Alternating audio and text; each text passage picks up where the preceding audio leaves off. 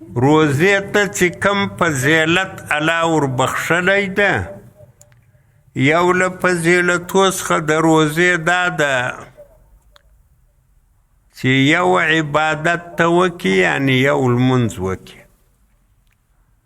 الله یې ثواب 1/80 درکوي نو عبادت 1/80 سي دا د روزې برکت سي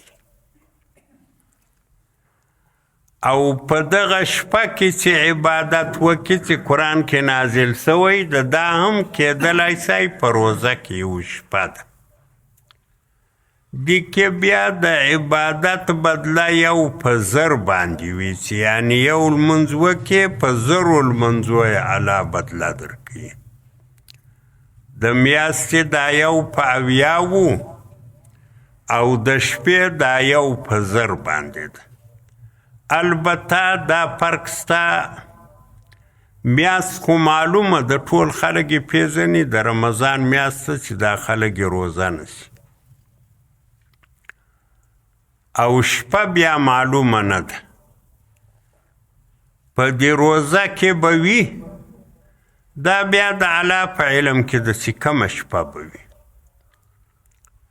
بعضې علما وایي چې معلومه خو نه ده خو هره شپه چې ده هغه به وي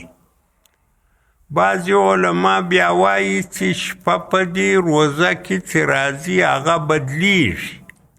یعنې فرض که سږ کال د 20 شپه وه پر کال د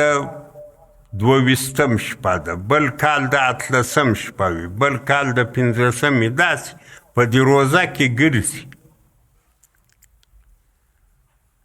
یو کال په روزه کې په یوه شپه کې دا د قدر شپه راسي بل کال په روزه کې بله شپه راسي بل کال بیا بله شپه راسي خو دا غالب بلکې یقین ته نږدې دا خبره ده چې دا شپه ده په روزه کې ځکه هلته د قرآن ذوق داسې ده چې الله وایي انا انزلناه فی لیلة القدر قرآن موږ نازل کړی ده په لیلة القدر په شب قدر په شپه او بل ځای وایي چې شهر رمضان الذي انزل فیه القرآن د رمضان میاشت هغه ده چې قرآن کې نازل سوی ده دا خو ټولنه اسلامي ټولنه ده دې کې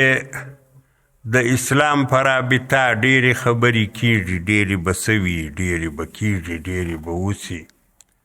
ډېر خلک له حالاتو څخه خبر هم وي له مسایلو څخه خبر هم وي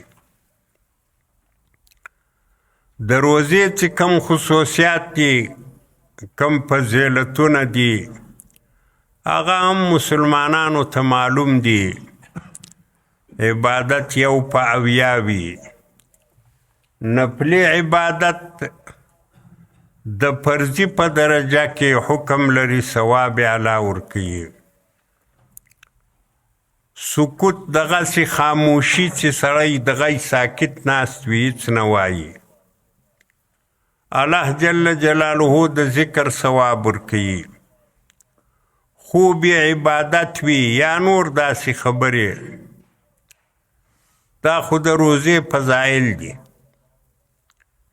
روزه د رحمت میاشت ده روزه د مغفرت میاشت ده د الله لخوا ګناهونه بخښل کېږي روزه هغه میاشت ده چې الله جل جلاله ګناهګار خلک له دوزخ آزادوي لکه دا حکومتونه چې بندیان آزادوي له بنده څخه داسې الله هم له دوزخ څخه په دې میاشت کې خلک آزادوي دا د روزې خصوصیات وي او نور خصوصیات هم لري روزه مبارکه میاشت ده مسلمانان په دې کې یو خاص عبادت کوي چې له ساره تماشامه پورې پر خپلو خواهشاتو قبضه کړي ډوډۍ نه خوري اوبه نه څښي نورې تقاضاوې سر ته نه رسوي